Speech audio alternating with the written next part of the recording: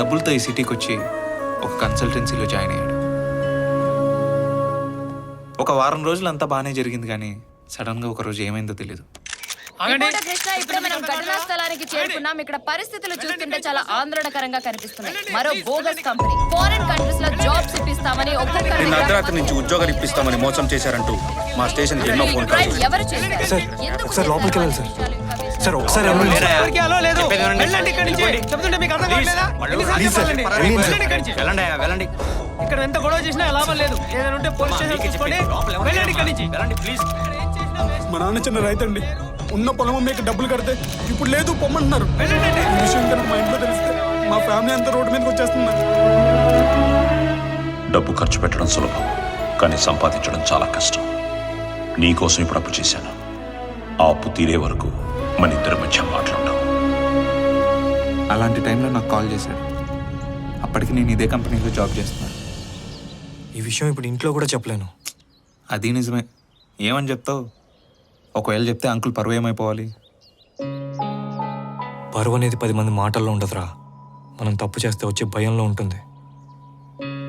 ఇప్పుడు ఆ భయం నాలో ఉంది. అందుకే ఆయన పరువు కాపాడాలి. ఓ పని చేయరా, మా ఆఫీస్లో వేకెన్సీ ఉంది. కాకపోతే ఎక్స్పీరియన్స్ కావాలంటున్నారు. బయట ఒక ఫేక్ ఎక్స్పీరియన్స్ సర్టిఫికేట్ తెస్తే సెట్ అయిపోద్ది. నేను ఇంటర్వ్యూ ఎలా ప్రిపేర్ అవ్వాలో చెప్తా, నువ్వు యాస్టీస్ ఫాలో అయిపో, ఓకేనా? వెల్ మిస్టర్ సంతోష్, నేను అడిగిన ప్రశ్నలన్నిటికీ నువ్వు ఆల్మోస్ట్ జవాబు చెప్పావు. And also your knowledge at digital marketing is amazing. Thank you sir. And నీ ఎక్స్పీరియన్స్ కూడా మా కంపెనీకి ఉపయోగపడుతుందని అనుకుంటున్నాను. So taking all this in to consideration you are selected. Thank you so much sir. Yeah but నేను ఒక విషయం చెప్పాలి సార్ మీకు. Yeah go head. ఇప్పటి వరకు మీకు చెప్పిన ఆన్సర్స్ అన్ని జెన్యున్గా ఆనెస్ట్గా చెప్పాను సార్, ఎక్సెప్ట్ నా సర్టిఫికేట్ విషయం తప్ప. వాట్? ఎస్ సార్, నా experience certificate fake sir. Experience certificate ఫేకా? అవును సార్. ఫేక్ అయితే ఎందుకు సబ్మిట్ చేసావు? సెలెక్ట్ అయిన తర్వాత ఫేక్ అని ఎందుకు చెప్తున్నావు? ఇంటర్వ్యూకి ముందే ఈ విషయం మీకు చెప్పుంటే నన్ను అసలు లోపల కూడా రానిచ్చేవారు కాదు సార్. నిజం చెప్పాలంటే ధైర్యం ఉండాలి సార్. సక్సెస్ అయిన వాడి దగ్గర ధైర్యం ఉంటుంది. సో నువ్వు ఇంటర్వ్యూలో సెలెక్ట్ అయ్యావు కాబట్టి సర్టిఫికేట్స్ ఫేక్ అని ఒప్పుకుంటున్నావు. అవును సార్. ఒకవేళ ఇంటర్వ్యూలో ఫెయిల్ అయి ఉంటే? మీ ముందు ఇలా కూర్చునేవాడినే కాదు సార్, ఈ పాటికే బయట ఉండేవాడిని. ఓకే మిస్టర్ సంతోష్, నీ సర్టిఫికేట్స్ ఫేక్ అయి ఉండొచ్చు, బట్ నువ్వు ఫేక్ కాదని నేను నమ్ముతున్నాను. I like your honesty. Thank you sir. So you still selected Santosh. I wish you all the best. Thank you so much sir. ఏ నిజాయితీనైతే చూసి వాడికి ఉద్యోగం ఇచ్చాడో, ఇప్పుడు అదే నిజాయితీ తప్పుతున్నాడని తెలిస్తే ఖచ్చితంగా వాడి జాబ్ పోతుంది. బాస్ అంటే గౌరవం, ఊర్లో అప్పు, నిజం దాస్తున్నాడన్న భయం, ఇదంతా ఒక ట్రయాంగులర్ లవ్ స్టోరీ లాగా ఉంది వాడి పరిస్థితి. కానీ ఇవేవి వాడు బయటికి చెప్పడు. వాడే కాదు, ఏ మిడిల్ క్లాస్ ఎంప్లాయీ వాడి పరిస్థితుల గురించి బయట చెప్పడం. అందరితో పాటే నవ్వుతూ నవ్విస్తూ ఉంటారు వాడిలాగా. వాడికి నేనంటే చాలా కోపం. వాడి విషయాలన్నీ అందరికి బయట చెప్పేస్తుంటా కదా. కొన్ని చెప్తే సమస్య, కొన్ని చెప్పకపోతే సమస్య. వాడి గురించి మొత్తం చెప్పేశా, తర్వాత నీ ఇష్టం. ఏంటి ఈ బీబీసీ గాడు తాగి ఏదేదో వాగుతున్నాడు అనుకుంటున్నావా? నేను తాగకపోతేనే బీబీసీ, తాగితే వేరే. Thank you bro. ఈరోజు నీ వల్ల చాలా విషయాలు తెలిసాయి. సరే, నేను వెళ్ళొస్తానైతే. సరే బాయ్. బాయ్. నిత్య, నీకు విషయం చెప్పనా? వాడంటే నీకంటే నాకే ఎక్కువ ఇష్టం. కాకపోతే నీలాగా రొమాన్స్ చేయలేను అంతే. ఇప్పుడు సంతోష్ ఎక్కడున్నాడు?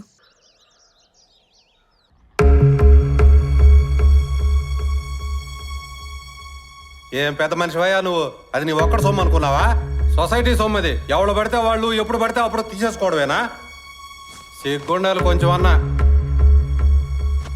అసలు సొసైటీ డబ్బుని ఎవరికి చెప్పకుండా ఎలా తీసుకుంటారండి? ఇంకా ఏంటండి మాట్లాడేది? ఇల్లే తాకట్టు పెడతాడో లేదో తలే తాకట్టు పెడతాడో మొత్తం డబ్బు కట్టాల్సిందే. చూడండి సూర్యం గారు, సచ్చు మీకేం చెప్పి డబ్బులు ఇచ్చాడో మాకు తెలియదు, కానీ త్వరలో అందరికీ లోన్స్ ఇవ్వాల్సి ఉంటుంది. అది కూడా మీరు తీసుకున్న లోన్ క్లియర్ చేస్తేనే వీలవుతుంది.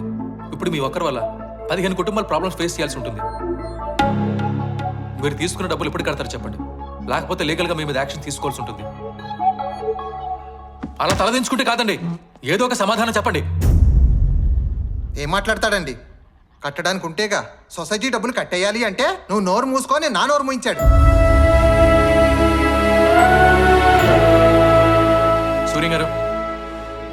సూర్యం గారు, మీరు అలా మౌనంగా ఉంటే కుదరదండి. డబ్బులు ఎప్పుడు కడతారో, ఎవరు కడతారో చెప్పండి. నేను కడతాను సార్.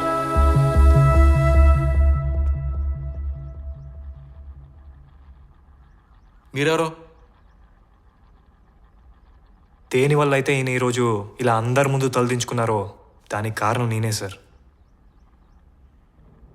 వాళ్ళ అబ్బాయిని నేను నా కోసం అప్పు తీసుకున్నారు సార్.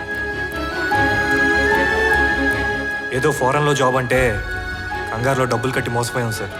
తప్పు నాదే. తప్పకుండా మీ డబ్బులు మీకు ఇచ్చేస్తాం సార్. నాకు కొంచెం టైం ఇవ్వండి. అయినా మా నాన్న సొసైటీలో బలవంతంగా డబ్బులు తీసుకుంటే నెల నెల వడ్డీ ఎందుకు కడతాం, ఎవరికి కడతాం? ఇప్పటికిప్పుడు మీకు ఫండ్స్ అవసరం పడేసరికి నెల రోజుల్లో అప్పు తీర్చేయమంటే కష్టం కదా సార్. మాకు కొంచెం టైం ఇవ్వండి సార్. తప్పకుండా మీ డబ్బులు మీకు ఇచ్చేసే బాధ్యత నాది.